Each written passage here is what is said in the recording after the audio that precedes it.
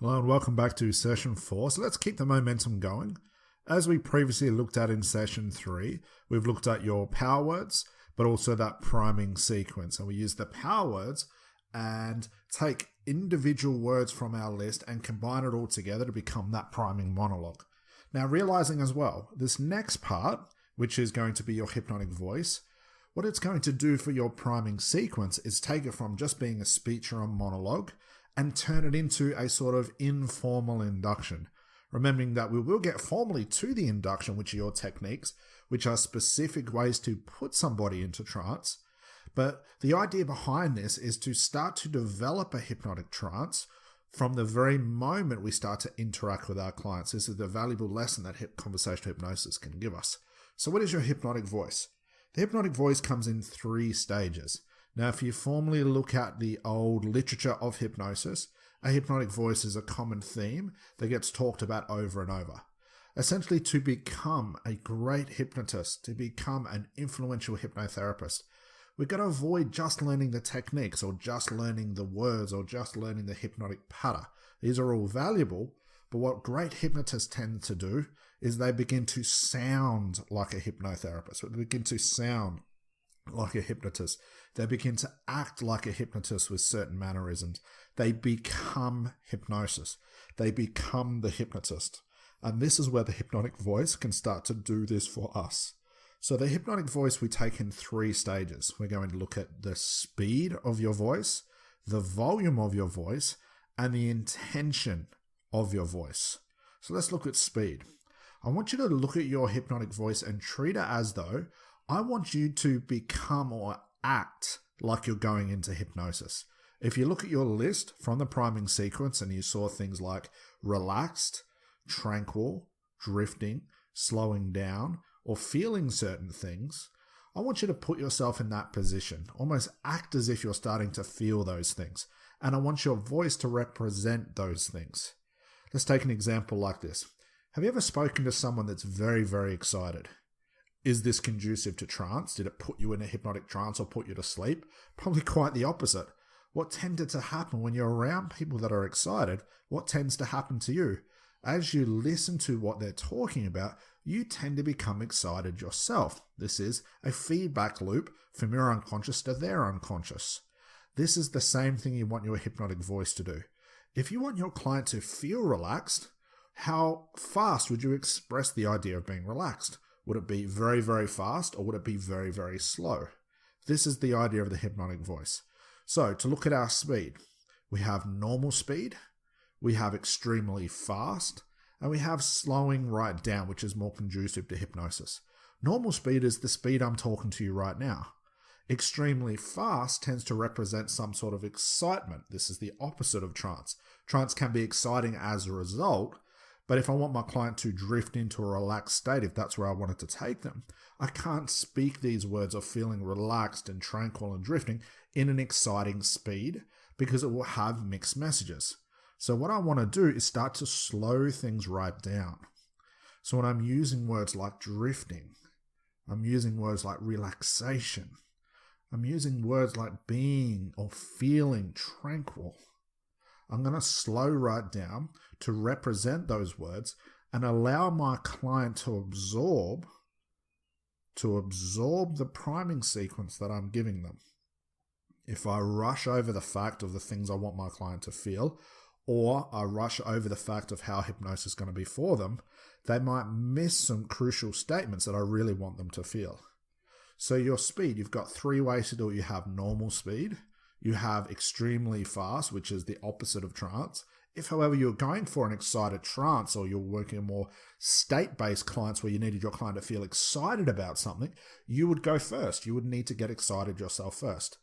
The hypnotic voice is the 3rd option. We need to slow things right down. I want you to act and sound like the very trance you want your client to go into. The next stage is volume. We have extremely high, we have low, which is conducive to a whisper, or we have somewhere in the middle. Now, right in the middle is where your hypnotic voice needs to be. So we're going to slow things right down. I don't want to take my voice to a whisper because I don't want them to struggle to hear me, but I don't want my volume to be so loud that it possibly hurts their ears or they need to move back because I'm yelling and screaming. It's not very conducive to trance. So I'm going to slow right down. My volume's going to be in between almost a whisper and a normal voice, or the normal volume that I have. I'm going to have somewhere right in the middle there. So they really need to pay attention. Remember the ABSU formula, attention. I need them to pay attention and really use their ears properly when they're listening to the things that I'm talking about. Stage 3 being the most important. This is your intent. And we discussed this a little bit before. If you want your client to go into a positive place, you want your client to feel relaxed, you want your client to drift off, you want your client to go into a trance, you want your client to have certain outcomes. Your intention, the way you deliver your message, needs to be powerful. If you're bored by using these words or bored in your interaction, these will have diverse results across your therapeutic career. If you're bored, your client will probably get bored with you, just like the excited person gets you excited with them as soon as you start talking to them. Your intent needs to be full on. You need to put intention into the words. You need to feel those words that you're saying and then express them to your client. If you want your client to have a very positive outcome, think about how that positive outcome would influence your life if you were your client. Get excited for them. Okay, always watching your volume and your speed when you get excited, of course, but get involved in their therapeutic outcome. Get involved in them overcoming their challenges and get involved and become that hypnotist.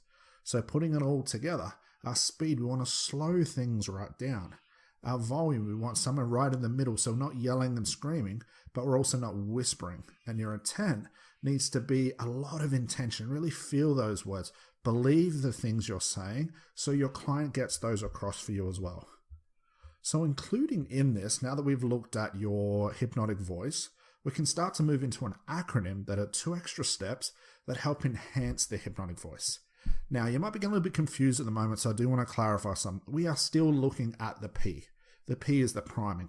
These 2 or 3 extra steps that we're introducing you to are enhancing the priming sequence you do to give it more robustness, to give it more flavor, to give it more sizzle, if you will.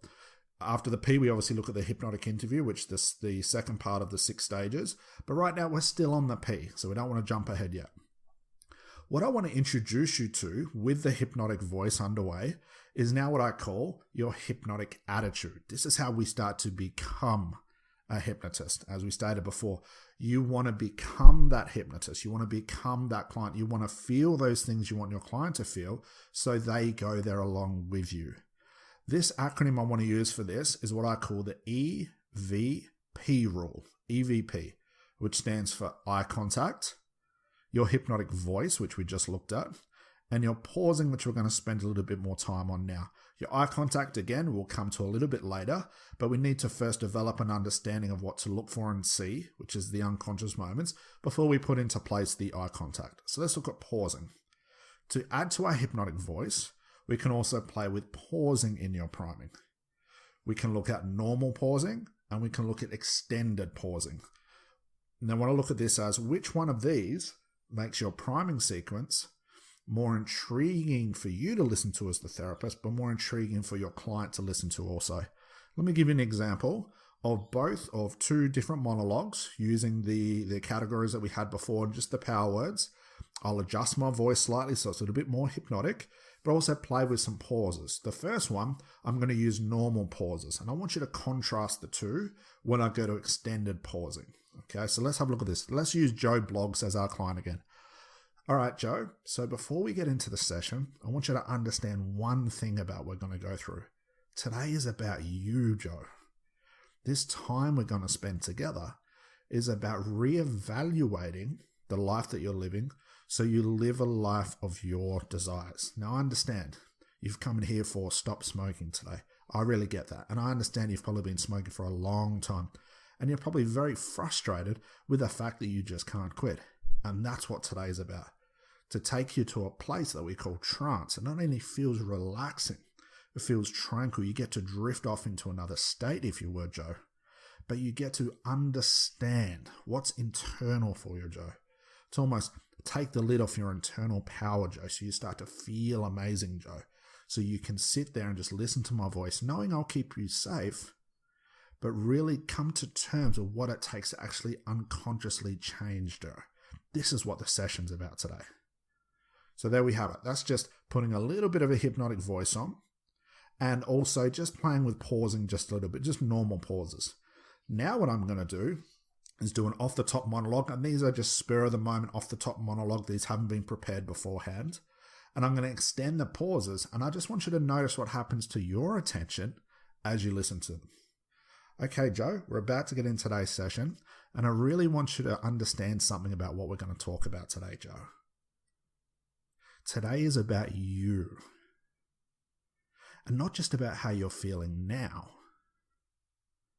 but our trance can take you to a place, Joe, that's relaxing, that's safe, of course, and you get to understand the real you inside, Joe. This is what hypnosis does for people. It allows them to feel positive. It allows them to get excited about things, Joe. To possibly overcome not just one issue, but to gain a complete understanding of what it feels like to be you. Not only will I look after you today, Joe, but you'll gain something. You'll gain something, maybe something you've been looking for a long time, Joe, that gives you what you need to see outside of your problem, Joe. And all you need to do there is sit there and breathe, of course, Joe, and allow not just me to look after you, but to allow everything that's inside of you that's unconscious now, Joe, to develop a good feeling.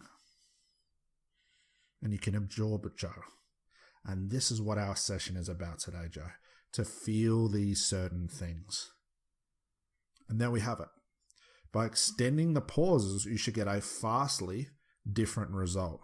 And that vastness between normal pausing and extended pausing gives us another level above just your general hypnotic speech. Now, the great thing about normal pausing and extended pausing, sometimes the extended pausing takes a little bit of time to get used to, and these are the common reports we get from our students, is that you can use both.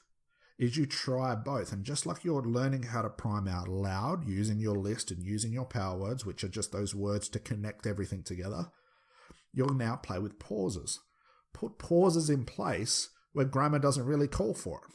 Combine your short pauses, your long pauses, intermediate pauses. What pausing does is this. It gains more attention. Remember the ABSU formula that all hypnosis must adhere to. The A is your attention. By longing those pauses and extending them, you're allowing your client to take notice of what you're saying. You're allowing your client to absorb the message you want them to have and giving them time to compute the new information. This is what pausing does. Pausing grasps onto attention. And this means for you as a hypnotist, you get more from the words you're saying, and it allows you to slow down. Remember, we talked about your speed before.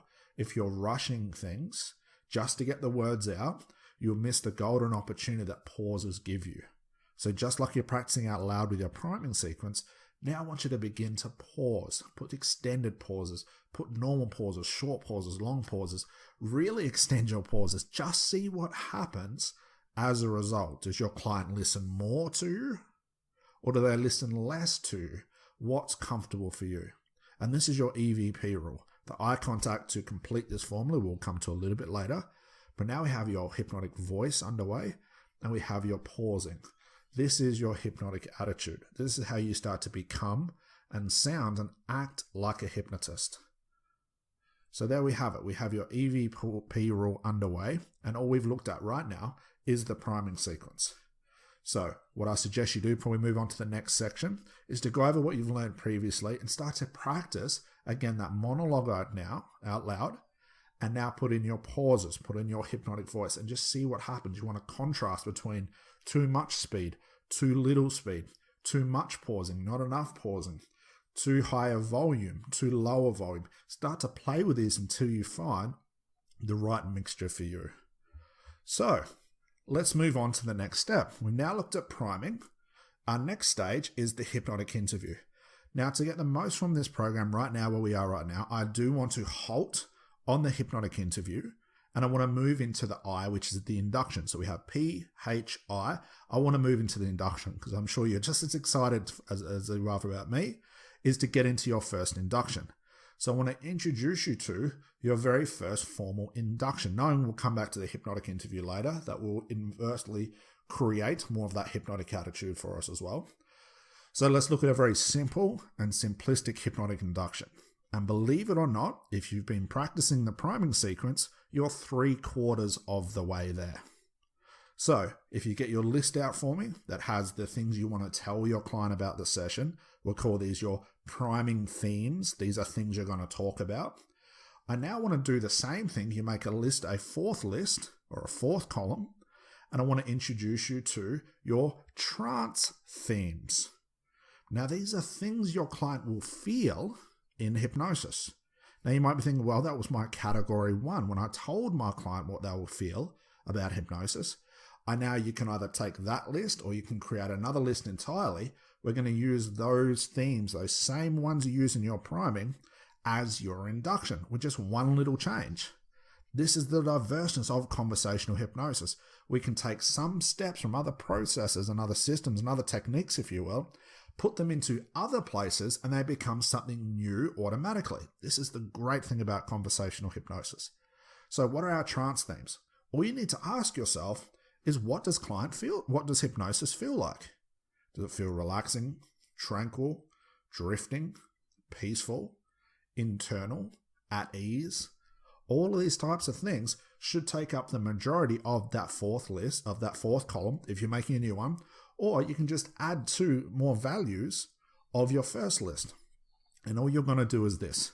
And this is not a bad idea to find a volunteer for yourself while you're practicing this, of course, or just to do this out loud, to run this system or run this theme through your head. I would suggest grabbing someone if they're willing to go through it and just see what happens. So let's say you do have a training partner. Let's say I'm working with Joe again. Let's use Joe again. Joe's going to spend some time with us over this entire training program. This is how it's going to be for Joe. Joe's going to formally sit in front of me, and being this is just a practice session, I'm probably going to let Joe know. So I'm going to say something like, Joe, I'm practicing to be a hypnotherapist. Can I use you as a volunteer? I'm just going to talk to you, Joe, and just tell you to do a couple of things. Are you okay with that? You're willing to just practice this with me so I can become an influential hypnotist? As long as Joe says yes, you're in the right place. Now, what I've done right then, if I've done something important, is I've got compliance from Joe. I've got his permission to become a hypnotist around him, to use him as my training tool, if you will. And that's super important. I don't want to impose my power on people. I want to make sure every volunteer, even when I'm formally training students in a face-to-face certification, even though the students are there and willing to learn and be certified through us as a training company, I still ask permission. I don't pick people out of the crowd and say, you come up here, sit next to me. I ask who would like to go through this demonstration, who would like to feel this certain technique or experience this certain technique. I'm still getting permission. And I would do the same thing, and I was doing the same thing when I was still treating clients or when I was practicing. I'm still getting formal permission to make sure the person I'm working with is in the right place and the right frame of mind for me to work with. So I'm going to start from scratch. Let's say Joe's sitting in front of me. I'm going to go through my normal priming sequence. I'm going to tell Joe about the safety. I'm going to tell Joe about what he's going to feel. I'm going to tell Joe about the result of the session. I'm going to tell Joe that all my attention's on him. I'm going to inform Joe about the noises that are around. And all I'm going to do is spend a couple of minutes, just for now, priming Joe. Now, let me give you an example of what could happen. Let's say I'm using all these positive themes for Joe. I'm just priming him right now, and he's sitting there looking at me, and he's nodding his head like, yes, that's everything I want to feel. And I'm being very positive in my approach. What do you think Joe, or what do you think we'd start to see Joe start to do? Do you think Joe might start to smile? Joe might start to nod his head, almost to say inadvertently, yes, that sounds great. Do you reckon Joe might get excited? If I'm starting to notice these things, it means the very intent that I'm asking Joe to feel is starting to have an effect. So hold on to what's occurring right there. Hold on to those thoughts, because we'll look at that, and this is part of our unconscious moments. That's just a little, a quick reveal for now, if you will. So now that I've primed Joe, I might say to Joe, okay, Are you ready to get into hypnosis right now? He says, yes. I'm going to skip the hypnotic interview because this is not a formal session. It's just a trance session, an induction session. And all I need to do is ask Joe to close his eyes. For now, all I want you to look at eye closure. There's discussions back and forth. Does eye closure deepen trance? Does it do this for trance? Does it allow this for trance? To keep it really, really simple, I want you to look at your client's eye closure as just to avoid distraction. Let's say you've got people walking around. Maybe you're doing this at a bar or a social meeting or a dinner or something like that. You've got other people at the table, other people walking around. I don't want them to distract from the very situation I want Joe to go into. If it's formally and someone's in my office, I might have a painting or something in my office that keeps distracting Joe while he's trying to figure out the colors and trying to figure out what that painting's about. So by closing Joe's eyes, he becomes more internal. So I prime Joe, his eyes are still open, and I'm going to say to Joe, all right, Joe, close your eyes for me. And all I'm going to do, once his eyes are closed, is use the same power words, which are and, as soon as, because, which means the same words or something to that effect that I use for my priming sequence to keep it a monologue or a speech. And I'm going to do the same thing, the exact same thing, no different, and include all those positive trance themes about what trance will feel like. And it may be something like this. So let's imagine I prime Joe. He's all willing to go. I can see him starting to smile.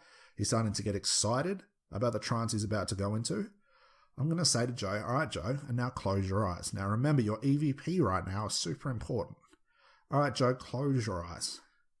And I want you to feel how your body feels when it starts to relax. Because hypnosis, Joe, is all about what it feels like to relax. Deeply relaxed, that is. And while you're doing that, Joe, and you're starting to breathe and slow down, which means that some sort of trance is beginning to take place. And it feels a certain way, Joe. You don't need to move. You don't need to talk. You just need to drift. Because drifting, Joe, allows you to breathe all the while your body sinks into the chair. And you don't need to do anything more, Joe. Just allow it to all take place inside Joe. And it's an internal feeling, Joe. Parts of your body may relax or get heavier more than others. Just while you drift, Joe.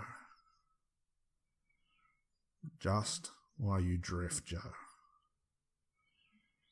All the way into trance now, Joe. And there we have it, or something to that effect. So what you can probably notice first is the increase of pausing. I'm slowing down more. And I'm using words that are conducive to how hypnosis feels. Now, if this is the first time doing something like this, and you're not too sure how hypnosis feels, you might want to do a bit of research or ask people that have been in hypnosis and get some clarification on what it felt like for them. Because it's these words that will start to express the intent of trance. Now again, I can use the same words and express them in a boring, nonchalant way. It'll have no effect. However, if I get myself in the mood, I maybe start to feel myself relaxing. I feel myself letting go just a little bit or sinking into my chair. I'm going first. I'm feeling those things. And then I'm using my words to tell Joe maybe how just I'm feeling or how I want him to feel. Using positive words. They're all in the positive. Nothing to do with pain or hurting or anything like that. It's all positive going to hypnosis. So let's say I've done my monologue for 1 or 2 minutes. I might do this for 2 or 3 minutes. And again, I'm just going to talk and talk. I'm overloading Joe with information. I'm overloading him. I'm asking him to feel certain things, notice certain things, asking him to maybe consider certain things. And all it is just a jumble of words and a jumble of ideas. Even if grammatically it doesn't make sense, those power words allow me to combine ideas together that have nothing to do with each other. And I'm going to repeat the things I want Joe to feel. Now, I'm not doing any therapy. I'm not telling Joe a therapeutic story or asking him to do something that I need him to do inside of this trance. I'm just almost rocking him to sleep, if you will, with my tone, my mannerisms, and my intention of him to go into trance. I'm really putting my EVP on right now. So let's say 2 or 3 minutes have gone by, and I feel like I've talked enough. All I want Joe to do right then is just open his eyes. So I might just say to Joe, that's it, just open your eyes for me now, come back to the room. Now, best practice right now, to add more authority, more professionalism to yourself, at any point. This could be with Joe working now informally, or it could be 10 years from now when I'm working still with formally clients. Anytime my client would come out of trance, I think it's best practice to congratulate them for the job they've done, to put a smile on your face and get excited for them.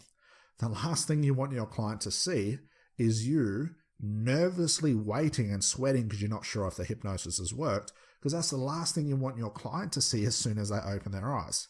So the best practice is, as soon as my client would open their eyes, I'd maybe give them a thumbs up or a high five, or I'd just look at them with such happiness that they've done such a good job. And I'll say, well done. Congratulations. You did everything you needed to do. Well done. That was amazing. Now, this alone is trance and therapeutic in itself. It's almost hypnotic. When a client comes out of trance, the moment they come out of trance, they're very suggestible. It's like when you come out of a sleep, you notice that your mind is a bit clear and you can't quite rationally think about what to do. You're sort of laying there in between sleep, not in sleep, and you can't quite think clearly. You're very suggestible at this stage. And it's the same thing with your clients. Your clients are most suggestible when they first come out of trance. So as soon as they open their eyes, I want to give them a positive suggestion. And a suggestion classically is just something you say to your client that you want them to feel or you want them to do or think. That's all a suggestion is. You want them to feel that happiness, like, yes, I did the right thing. Or if I'm the hypnotist and I want to hold my authority, I want to tell my client they did an amazing job. Could you imagine going to a doctor and having to get some sort of treatment, and along the way you were getting treated by this doctor, you kept encouraging every step of the way, like, yes, you're doing fantastically. Your treatment is working extremely well. You're getting better. You're recovering. Well done. It would bring your spirits up. And you take that as a formal suggestion because of the authority of the doctor. It's the same thing with the hypnotist. You want to create this authority. So by letting your client know, yes, congratulations, you should be very proud now, Joe. Well done. It makes Joe think he has done the right thing and allows more positive change to take place at a therapeutic level. So that's your first formal induction. Pretty simple so far. We've taken the same priming sequence and used to add another part, which has been the little formal induction. So again, to recap these steps out loud, is you'll get a training buddy if you can, get them to sit down, always go through your priming sequence, even if they trust you, even if they know you're going to look after them. Best practice is to let them know about your priming sequence. Your priming sequence is all about safety, learning, fun, enjoying themselves, you looking after them, the random noises they may feel. This is a part of your priming. We need to set up our client. Then just tell your client to close their eyes. Don't worry about the language. It's not important. You're just giving them a direct suggestion. Hey, Joe, close your eyes for me. Put on my EVP. Now you might be thinking, what if the eyes are closed? Where does the eye contact go? We'll come to that question later. And then I'm just going to start that monologue full of the hypnotic or the trance themes. What do you want your client to feel? Discuss that with them. Now, it's not going to be a back and forward discussion. You're going to talk, and you're creating a speech after a speech after a speech. Feel those things along with your client. Use your voice. Try different pausing and talk for 2 or 3 minutes. It may not sound like a long time, but when you're in front of your client, 2 or 3 minutes can be a long, long time. Play with your pauses. Play with the volume. Notice what happens to Joe. And most of all, keep Joe safe. Keep your client safe. Look after them. Don't start to talk and then look around the room or walk around the room to grab some things. When you're in the position of being the hypnotist, you need to stay with your client. You've promised them to look after them 100%. You've promised to be there for them 100%. You need to make true on your promise. So There you have it. That's your first informal induction. Now this alone, putting someone into trance, can be therapeutic on itself. Now, once you've done the monologue of the trance themes and they're in hypnosis, just bring them out. We'll look at what happens in the middle there, which is going to be the therapy, but just bring them out and just allow them to feel what it feels like to actually go into trance for the first time. You might even get some feedback. Ask them, how did it feel? And you might notice that Joe says, well, I felt very relaxed. I could feel my body getting heavy. It's almost like my mind was drifting. I sort of was listening to you, then I lost you for a while, then I came back. This is conducive of hypnosis. And when we look at these unconscious moments, we'll be able to ratify that experience and get a clear and concise understanding that answers this question. How do I know my client is in trance? These are the things we need to look for. These are the hypnotic cues we need to make apparent. So there you have it, your first formal induction. Before we get into the next session, which is going to be a long extension on unconscious moments, okay, I suggest if you can to try this with a training partner so you can see the things I'm about to talk about in the unconscious moments section, which is going to be our next session. And then it becomes more apparent to you that the things I'm asking you to look for, you've already seen. Now, if you don't have the circumstance where you can get a training buddy, please go through this routine in your head. Act as if someone is sitting in front of you, okay? Maybe even stand in front of a mirror and talk to yourself about these things. You're learning the protocol and putting them into place so it becomes cemented, the routine becomes cemented in your mind. Now, it's not the most stunning or elegant induction, but it has the basis through the most advanced strategies, advanced techniques. We're using our EVP to the fullest. We're using repetition and the law of association to connect it all together. And we're using that hypnotic attitude to the most extent that it has. So when you're ready, let's jump over to the next section, which is unconscious moments, and answering that question, which is, what does hypnosis feel like? What am I supposed to see? How do I know my client is in trance? And what do I do once they're in trance? How do I put this all together? So when you're ready, let's jump over into your introduction into unconscious moments for hypnotherapy. See you on the next one.